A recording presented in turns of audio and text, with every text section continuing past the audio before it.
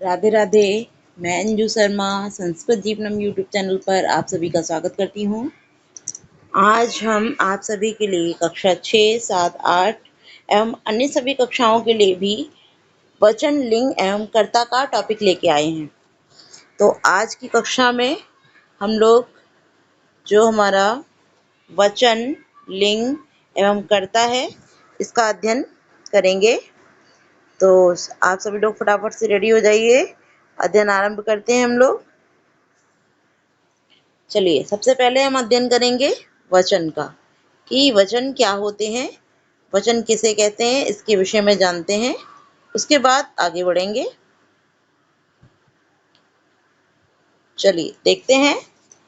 वचन शब्द के जिस रूप से उसके एक या अनेक होने का बोध हो, उसे वचन कहते हैं। अर्थात जिससे किसी व्यक्ति या वस्तु की संख्याओं का बोध होता है, उसे वचन कहते हैं। ठीक, तो वचन किसे कहते हैं? जिसके द्वारा हम क्या पता करते हैं? जिस रूप से, शब्द के जिस रूप से, शब्द के जिस रूप से उसके एक या अनेक, किसका?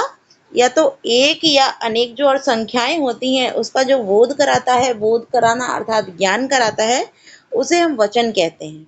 ठीक है, जैसे जो चाहे हम व्यक्ति की बात करें या वस्तु की बात करें, जिसके द्वारा उसकी संख्याओं का ज्ञान कर सकें, संख्याओं का बोध कर सकें या संख्याओं का ज्ञान कर सकें कि यह व्यक्ति एक है, दो हैं या अनेक हैं। ठीक है, या फिर ये वस्तुएं एक हैं, दो हैं या अनेक हैं, इनका जिससे हमें ज्ञान होता है, वह क्या कहलाती है? वह वचन, उसे वचन कहते हैं या वह वचन कहलाते हैं। ठीक है, चलिए अब क्योंकि आप लोग संस्कृत के वचन के विषय में बात कर रहे हैं, तो संस्कृत के वचन, क्योंकि जब हम हिंदी की वचन की बात करें या इंग्लिश के वचन की बात करें तो वहाँ वचन अलग होते हैं, लेकिन जब हम संस्कृत भाषा की बात करते हैं तो संस्कृत में 3 वचन होते हैं। कितने होते हैं? संस्कृत में 3 वचन होते हैं। ठीक, तो ये ध्यान रखेंगे कि संस्कृत में 3 वचन होते हैं, जबकि हिंदी में भी हम 2 पढ़ते हैं, इंग्लिश में भी हम 2 पढ़ते हैं, किंतु यदि हम संस्कृत भाषा की बात करते हैं तो संस्कृत में 3 वचन होते हैं। कौन कौन से होते हैं? तो एक वचन, द्विवचन और बहुवचन। ठीक, एक वचन, द्विवचन और बहुवचन। ठीक है, चलिए अब जान लेते हैं एक वचन क्या है, द्विवचन क्या है, बहुवचन क्या है। चलिए देखते हैं कि एक वचन, सबसे पहले अध्ययन करेंगे हम एक वचन का। एक वचन किसे कहते हैं या एक वचन क्या होते हैं? ठीक, तो जिसके द्वारा किसी व्यक्ति या वस्तु की एक संख्या का बोध होता है। किसका? एक संख्या का बोध हो, उसे एक वचन कहते हैं। ठीक है, जब हम किसी शब्द के द्वारा हम यह जान लेते हैं कि जो व्यक्ति है या जो वस्तु है वह कितनी संख्याओं में, एक संख्या में है। ठीक, तो उसे हम एक वचन कहते हैं। जैसे हमने यहाँ एग्जाम्पल लिखा है बालकः। क्या लिखा है? बालकः। जब हम बालकः बोल देते हैं तो हमें यहाँ बालकः शब्द के रूप से ही पता चलता है कि एक बालक। कितने? एक बालक। ठीक है, तो जिससे एक बालक का ज्ञान हो वह हमारा कौन सा वचन कहलाएगा? एक वचन कहलाएगा। क्लियर? ठीक है, कोई समस्या नहीं होगी, बहुत छोटे छोटे से टॉपिक हैं और सिंपल हैं, इसमें कोई समस्या किसी को नहीं होनी चाहिए। आगे देखते हैं द्विवचन। कौन सा है? द्विवचन, कि जिसके द्वारा किसी व्यक्ति या वस्तु की 2 संख्याओं का बोध हो। कितनी? 2 संख्याओं का बोध हो, बोध अर्थात ज्ञान हो, उसे द्विवचन कहते हैं। उसे द्विवचन कहते हैं। जैसे हमने बोला बालकौ। क्या बोला? बालकौ। तो बालकौ का तात्पर्य हो गया 2 बालक। कितना हो गया? 2 बालक। ठीक, जब हमने बालकः बोला तो एक बालक, और बालकौ अर्थात 2 बालक। तो जो 2 बालक हो गए तो कितना वचन हो जाएगा? द्विवचन। ठीक है, चलिए आगे देखते हैं बहुवचन। क्या है? बहुवचन। बहुवचन किसे कहते हैं? जिसके द्वारा किसी व्यक्ति या वस्तु की 2 से अधिक। कितनी? 2 से अधिक। अर्थात अब 2 से अधिक कितनी हो सकती हैं? 3 या उससे अधिक, यानी कि 2 से अधिक हो। वह संख्याओं में 3 भी हो सकती हैं, 4 भी हो सकती हैं, 5, अर्थात 3 से लेकर के आगे कितनी भी हो सकती हैं। ठीक, तो जिसके द्वारा किसी व्यक्ति या वस्तु की 2 से अधिक अर्थात 3 या उससे अधिक संख्या का बोध हो, उसे बहुवचन कहते हैं। ठीक, कितनी, या तो 3 हो संख्याओं में या फिर 3 से अधिक हो। ठीक, 2 से अधिक होनी चाहिए, 2 से अधिक, और वो 3 भी हो सकती हैं और 3 से अधिक भी हो सकती हैं। उसे हम क्या कहते हैं? उसे बहुवचन कहते हैं। ठीक, जैसे बालकाः, जैसे बालकाः, बालकाः अर्थात यहाँ 3 बालक भी हो सकते हैं, 4 भी हो सकते हैं, 10 भी हो सकते हैं, 20 भी हो सकते हैं। ठीक, तो बालकाः का तात्पर्य है अनेक बालक। कितने बालक? अनेक बालक। तो हमने वचन का अध्ययन किया। कौन कौन से वचन है हमारे?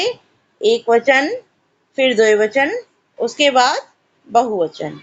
ठीक है, चलिए अगला टॉपिक देखते हैं हम। लिंग। क्या है? लिंग। लिंग किसे कहते हैं इसके विषय में जानते हैं कि लिंग शब्द का शाब्दिक अर्थ है चिन्ह। क्या है? चिन्ह। चिन्ह का तात्पर्य लक्षण, चिन्ह का तात्पर्य लक्षण। अतः जिस शब्द से संज्ञा या सर्वनाम की स्त्री या पुरुष जाति का बोध होता है, यानी कि जिसके द्वारा हम यह पहचानते हैं कि यह व्यक्ति या वस्तु स्त्री है या पुरुष है, वह क्या कहलाता है? उसे हम लिंग कहते हैं या उसे लिंग कहा जाता है। ठीक, क्लियर? चलिए फिर से एक बार देख लेते हैं कि जिस शब्द से संज्ञा या सर्वनाम का स्त्री या पुरुष जाति का बोध होता है, यानी कि संज्ञा या सर्वनाम की स्त्री जाति या पुरुष जाति का बोध होता है, उसे लिंग कहा जाता है। अब देखिए एग्जाम्पल देखते हैं। जैसे बालकः, जैसे बालकः, तो यहाँ क्या तात्पर्य हुआ? एक बालक, बालक अर्थात लड़का। तो कौन सा लिंग हो गया? ये पुल्लिंग। कौन सा हो गया? पुल्लिंग। ठीक, जब हमने बोला चटका, तो चटका तात्पर्य चिड़िया। जब चिड़िया बोला तो ये कौन सा हो जाएगा? स्त्रीलिंग। ठीक, आगे जैसे हमने बोला फलम, क्या बोला? फलम, तो फलम नपुंसक लिंग होने से यह नपुंसक लिंग हो जाएगा, क्योंकि ये फल ना तो स्त्री है ना पुरुष है, तो ये किस में आएगा? नपुंसक लिंग के अंतर्गत। ठीक, तो इसी के आधार पे हमें पता चला कि जो लिंग है उसके कितने भेद होते हैं? 3 भेद। चलिए यहाँ जान लेते हैं कि जो लिंग है उसके भेद कितने होते हैं। तो लिंग के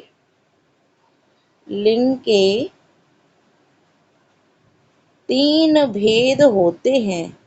3 भेद होते हैं। ये छूट गया था, आप लोग लिखते चलिए। 3 भेद होते हैं। ठीक, अब कौन कौन से हैं तो उनको हमने देख लिया अभी। एक होता है पुल्लिंग। कौन सा होता है?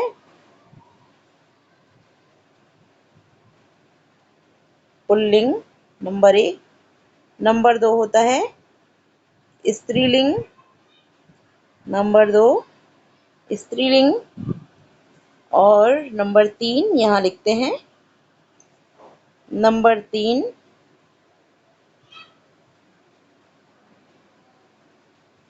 नपुंसक लिंग।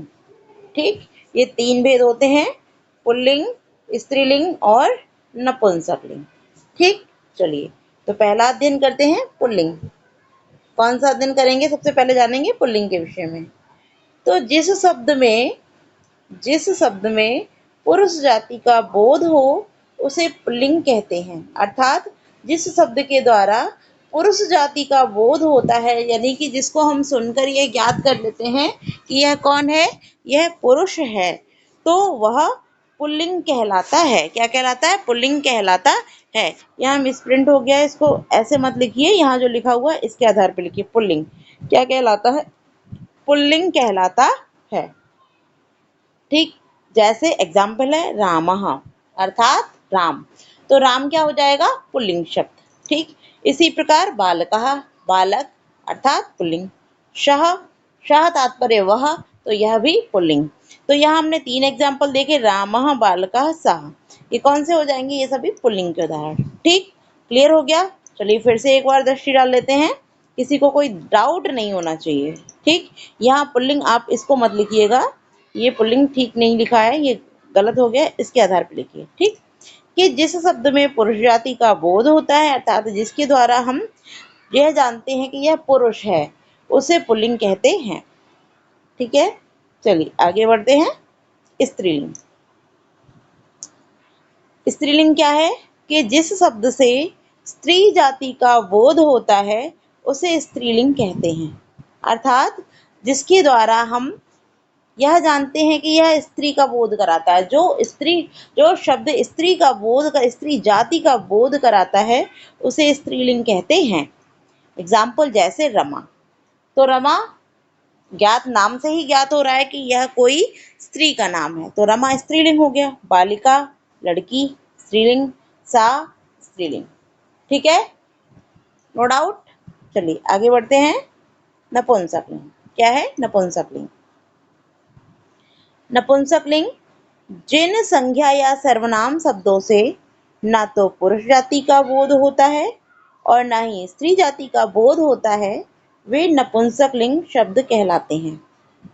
ठीक, क्या होते हैं कि जिन संज्ञा या सर्वनाम शब्दों से ना तो पुरुष जाति का बोध हो, ठीक, और ना ही स्त्री जाति का बोध हो, वे क्या कहलाते हैं? नपुंसकलिंग कहलाते हैं।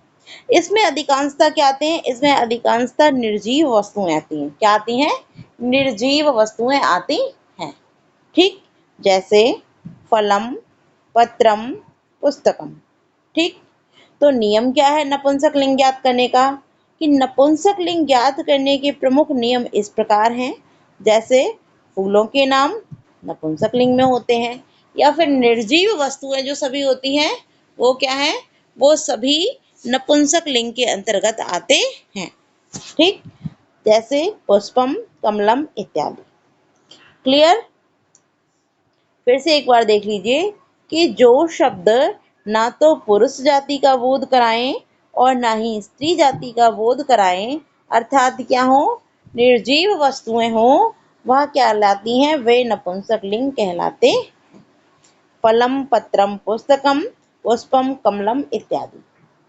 ठीक, तो यहाँ हमारा लिंग वाला टॉपिक भी समाप्त हुआ। आगे देखते हैं कर्ता। कर्ता किसे कहते हैं? कि कार्य को करने वाला व्यक्ति कर्ता कहलाता है। कार्य को करने वाला व्यक्ति कर्ता कहलाता है, अर्थात जिसके द्वारा कार्य किया जाता है वह कर्ता कहलाता है। जो कार्य को करने वाला हो या जो क्रिया को करने वाला हो वह कर्ता कहलाता है। ठीक, अब संस्कृत में कर्ता कितने प्रकार के होते हैं? तो संस्कृत में कर्ता 3 प्रकार के होते हैं। कितने प्रकार के? 3 प्रकार के होते हैं। ठीक, और संस्कृत में हम कर्ता को अन्य भी किसी नाम से जानते हैं, किसी दूसरे नाम से भी जानते हैं, तो उसको भी देख लेते हैं कि संस्कृत में कर्ता को पुरुष भी कहते हैं। क्या कहते हैं? पुरुष भी कहते हैं। ठीक, इसीलिए जैसे कि प्रथम पुरुष, मध्यम पुरुष और उत्तम पुरुष। ठीक, प्रथम पुरुष, मध्यम पुरुष और उत्तम पुरुष, ये क्या है? ये पुरुष कहलाते हैं और पुरुष को ही कर्ता, कर्ता को ही पुरुष कहते हैं। तो कर्ता कौन है? जो कार्य को करने वाला व्यक्ति है वही कर्ता कहलाता है। ठीक, चलिए अब देखते हैं प्रथम पुरुष। किसको देखेंगे? प्रथम पुरुष। तो प्रथम पुरुष किसे कहते हैं? ध्यान से समझिए कि जब 2 व्यक्ति मिलकर किसी दूर स्थित तीसरे व्यक्ति के विषय में बात करते हैं तो वह प्रथम पुरुष या अन्य पुरुष कहलाता है। ठीक, अर्थात जब 2 व्यक्ति मिलकर, तात्पर्य कैसे समझते हैं कि जैसे मैं और तुमसे बात कर रही हूँ, लेकिन जो हमारे पास नहीं है, ऐसे किसी तीसरे व्यक्ति के विषय में बात जब हम करेंगे तो वह प्रथम पुरुष कहलाता है। क्या कहलाता है? वह प्रथम पुरुष कहलाता है। ठीक, अब प्रथम पुरुष को हम अन्य पुरुष भी कहते हैं। क्या कहते हैं? प्रथम पुरुष को ही हम अन्य पुरुष भी कहते हैं। अब अन्य पुरुष क्यों कहते हैं? क्योंकि नाम इत्यादि जो कुछ होते हैं वो सब कुछ प्रथम पुरुष के अंतर्गत ही आ जाते हैं। ठीक है, इसीलिए प्रथम पुरुष को हम अन्य पुरुष भी कहते हैं। ठीक। एग्जाम्पल जैसे वह, वे दोनों, वे सब, ये क्या है? प्रथम पुरुष है। ठीक। इसके अतिरिक्त यदि हम बोल देंगे रामः, श्यामः, यह भी सब क्या हो जाएंगे? प्रथम पुरुष। क्लियर? चलिए अब इस प्रथम पुरुष को देख लेते हैं कि इसके रूप किस प्रकार से चलते हैं। तो प्रथम पुरुष, ठीक। वचन, तीन वचन जैसे कि हम पढ़ चुके हैं, एक वचन, द्विवचन और बहुवचन। तो तीनों ही वचनों में रूप होते हैं। चलिए, एक वचन में वह, एक वचन में वह, द्विवचन में वे दोनों, ठीक, द्विवचन में वे दोनों, और बहुवचन में वे सब, ठीक, बहुवचन में वे सब। तो वह की संस्कृत अर्थात वह को संस्कृत में जब हम लिखते हैं तो उसका रूप हो जाता है सह। क्या हो जाता है? सह। ठीक। वे दोनों का रूप हो जाता है परिवर्तित होकर तौ। क्या हो जाता है? तौ। और वे सब का ते। तो संस्कृत में जब हम इनका वह, वे दोनों, वे सब का संस्कृत रूपांतरण करते हैं तो क्या रूप बन जाता है? सह, तौ, ते। ठीक। अब क्योंकि इनकी क्रियाएं भी भिन्न भिन्न होती हैं, क्या होती हैं? क्रियाएं भी भिन्न भिन्न। ठीक। तो जब हम वह अर्थात सह का प्रयोग करते हैं तो उसके साथ क्रिया लगती है ती। क्या लगती है? ती। अर्थात जैसे कि वह पढ़ता है, क्या हो जाएगा? वह पढ़ता है, तो उसका रूप हो जाएगा सह पठति। क्या हो जाएगा? सह पठति। ठीक। तौ के साथ में क्रिया लगती है तह। तौ के साथ तह। जैसे वे दोनों पढ़ते हैं तो क्या हो जाएगा? तौ पठतः। तौ पठतः। ठीक। पठ धातु है, क्रिया लगाते जाएंगे तह, और यहाँ क्या हो गई थी? ती। ठीक। अब वे सब पढ़ते हैं तो क्या हो जाएगा? ते पठन्ति। क्या हो जाएगा? ते पठन्ति। ठीक। इस प्रकार से रूप बनते चले जाएंगे। तो सह पठति अर्थात वह पढ़ता है, तो पठता वे दोनों पढ़ते हैं, ते पठन्ति, ते पठन्ति वे सब पढ़ते हैं। ठीक। यह सभी किस में आएंगे? यह सभी हमारे प्रथम पुरुष के अंतर्गत आएंगे। ठीक है। चलिए अब अन्य पुरुष के नाम से भी हम इसको जान लेते हैं। जैसे हमने अन्य पुरुष के नाम बारे में डिस्कस किया था। यदि हम यहाँ बोल दें राम पढ़ता है, क्या लिखें? राम पढ़ता है। ठीक। तो राम एक वचन है, राम की संस्कृत हो जाएगी रामः। क्या हो जाएगी? रामः। लेकिन क्योंकि हमने जैसे अभी जाना था, राम जो है किस में आ जाएगा? प्रथम पुरुष में, क्योंकि अन्य पुरुष भी इसी कारण कहते हैं, नाम इत्यादि जो कुछ होते हैं सभी इसी में आते हैं। ठीक। तो रामः, फिर क्रिया, क्योंकि एक वचन है तो क्रिया एक वचन की लगेगी। क्या हो जाएगा? रामः पठति। क्लियर? चलिए आगे बढ़ते हैं। मध्यम पुरुष। अब क्या है? मध्यम पुरुष। चलिए जानते हैं मध्यम पुरुष क्या है। कि बात को सुनने वाला, बात को सुनने वाला अर्थात जो श्रोता होता है वह मध्यम पुरुष के अंतर्गत आता है। जो श्रोता होता है वह मध्यम पुरुष कहलाता है या मध्यम पुरुष के अंतर्गत आता है। ठीक। जैसे कि हमने अभी डिस्कस किया कि मैं और तुम, हम दोनों ने मिलकर दूर बैठे किसी व्यक्ति के विषय में बात की तो वो आ गया प्रथम पुरुष। लेकिन मैंने तुमसे कहा, किससे कहा? तुमसे, तो मेरी बात को सुनने वाला कौन है? तुम। और जैसे कि शब्द से भी पता चल रहा, मध्यम, मध्यम अर्थात जो मध्य में है, मेरे और उसके बीच में मध्य में कौन है? तुम, क्योंकि बात किससे कही जा रही है? तुमसे। ठीक। तो जो सुनने वाला है, जो क्या है? सुनने वाला है अर्थात श्रोता है, वह क्या कहलाता है? मध्यम पुरुष कहलाता है या मध्यम पुरुष के अंतर्गत आता है। ठीक। अब उसको क्या बोलते हैं हम? तो तुम दोनों और तुम सबके नाम से उसको संबोधित करते हैं। ठीक। तुम एक वचन है, तुम दोनों द्विवचन और तुम सब बहुवचन। ठीक है। चलिए इसको भी जान लेते हैं। तो मध्यम पुरुष एक वचन, एक वचन, द्विवचन, बहुवचन, क्योंकि वचन तो हमारे तीन हैं। तो एक वचन में तुम की संस्कृत होती है तुम। क्या होती है? तुम की संस्कृत तुम। ठीक। और इनकी भी क्रियाएं अलग होती हैं, इनकी भी क्रियाएं अलग होती हैं। तो जब हम तुम शब्द का प्रयोग करते हैं तो उसके साथ क्रिया लगती है सी। क्या लगेगी? सी। ठीक। फिर है तुम दोनों, द्विवचन में तुम दोनों की संस्कृत होती है युवाम। क्या होती है? युवाम। और उसके साथ क्रिया लगती है था। क्या लगती है? था। ठीक। बहुवचन में है तुम सब, बहुवचन में क्या है, तुम सब, और तुम सब का संस्कृत रूपांतरण होता है यूयम। क्या होता है, यूयम। और यूयम के लिए साथ जो क्रिया लगती है वह है थ। ठीक। चलिए, अब जैसे कि हमने पहले जाना था प्रथम पुरुष में, तो अब मध्यम पुरुष भी जान लेते हैं। जैसे मैंने कहा तुम पढ़ते हो, क्या है, तुम पढ़ते हो, तो तुम की संस्कृत त्वम, और पढ़ते हो तो क्या हो जाएगा, पठसि, त्वम पठसि। ठीक। तुम के साथ पठसि। तुम दोनों पढ़ते हो तो युवाम पठथः, युवाम पठथः। ठीक। फिर यदि बात करें कि तुम सब पढ़ते हो, कौन पढ़ता है, तुम सब पढ़ते हो, तो यूयम पठथ, यूयम पठत। ठीक। क्लियर हो गया होगा, कोई समस्या नहीं होगी किसी को।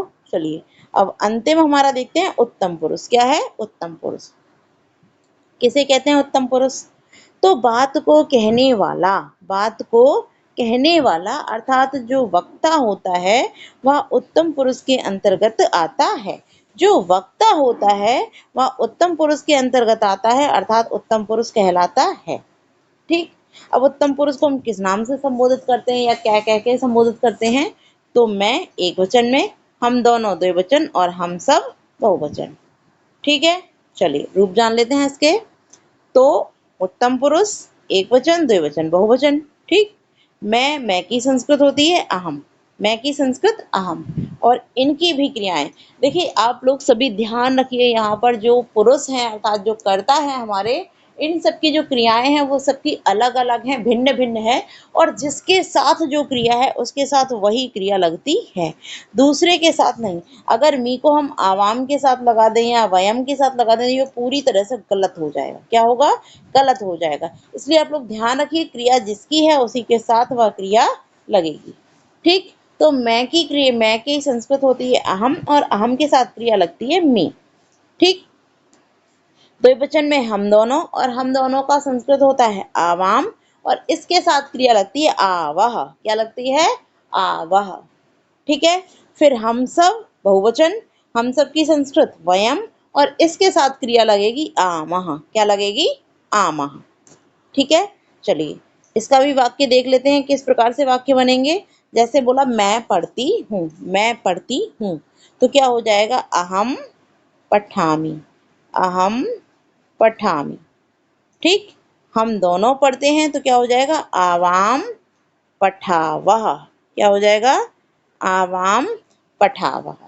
ठीक। और हम सब पढ़ते हैं तो क्या हो जाएगा, वयम पठामः। क्या हो जाएगा, वयम पठामः। ठीक। तो यहाँ हम लोगों ने प्रथम पुरुष, मध्यम पुरुष और उत्तम पुरुष को जान लिया है, क्लियर कर लिया है। ठीक है। अब किसी को यहाँ कोई समस्या नहीं रही होगी, वचन में भी, लिंग में भी और पुरुष में भी। चलिए, फटाफट से एक दृष्टि डाल लेते हैं हम छोटे से टॉपिक से, मतलब फटाफट से देखते चलते हैं। सबसे पहले हमने जाना क्या, वचन। तो वचन क्या होते हैं, जिसके द्वारा संख्याओं का बोध होता है, जिसके द्वारा हमें संख्याओं का बोध होता है, या जो हमें संख्याओं का बोध कराते हैं वो क्या कहलाते हैं, वचन कहलाते हैं। तो वचन कितने होते हैं, वचन 3 होते हैं, एक वचन, द्विवचन और बहुवचन। ठीक। नो डाउट, नो समस्या।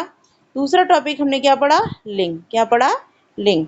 तो लिंग किसे कहते हैं, जिन शब्दों के द्वारा हम स्त्री या पुरुष जाति का बोध करते हैं वह हमारा लिंग कहलाते हैं। क्या कहलाते हैं, लिंग कहलाते हैं। ठीक। अब लिंग कितने प्रकार के होते हैं, तो लिंग 3 प्रकार के होते हैं। कौन कौन से, तो पुल्लिंग, स्त्रीलिंग और नपुंसक लिंग। लिंग भी कितने प्रकार के होते हैं, 3 प्रकार के, पुल्लिंग, स्त्रीलिंग और नपुंसक लिंग। आप लोग कमेंट किया कीजिए साथ ही साथ, जिससे कि आपको भी ज्ञान होता रहे। ठीक। तो पुल्लिंग क्या होते हैं, जिनके द्वारा पुरुष जाति का बोध हो, पुल्लिंग कहलाते हैं, जैसे बालकः, रामः इत्यादि।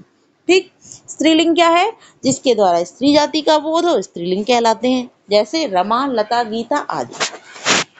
ठीक है।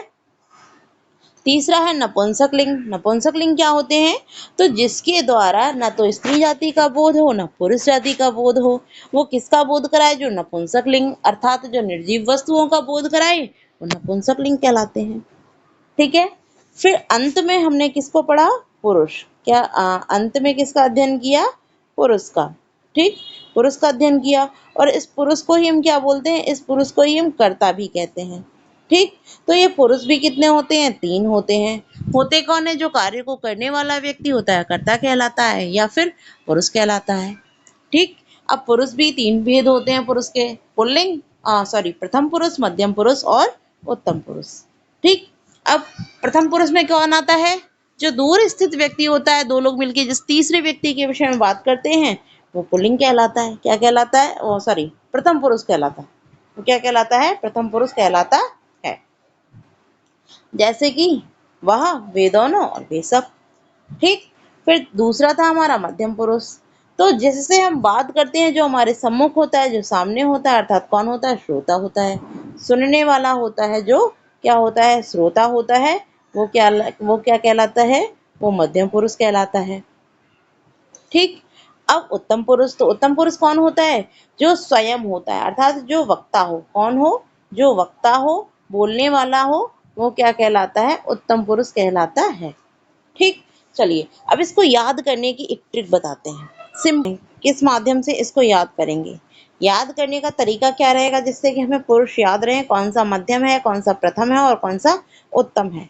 तो एक सिंपल सी ट्रिक बताते हैं, सिंपल सी ट्रिक बताते हैं, क्या कि मैं उत्तम, क्या हो जाएगा, मैं उत्तम, मैं उत्तम।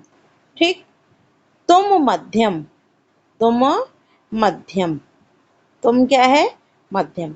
कि मैं उत्तम, तुम मध्यम, बाकी सब प्रथम, बाकी सब प्रथम।